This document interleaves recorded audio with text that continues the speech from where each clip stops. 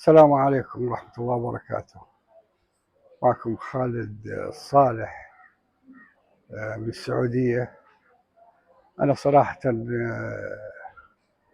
جيت إلى كيرلا للمنتجع هذا منتجع علاجي بتوصية من أحد الزملاء.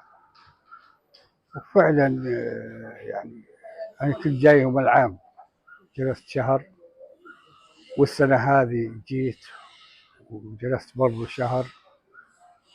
الحقيقة في تحسن، ما أقول ما في تحسن، بس إنه تحسن بطيء. لكن وعدني الدكتور انه بعد فترة ان شاء الله حيكون التحسن ان شاء الله 70% الى 100% مع استخدام الادوية والزيت اللي صرفوه لي. اتمنى للجميع التوفيق والسعادة، وشكرا.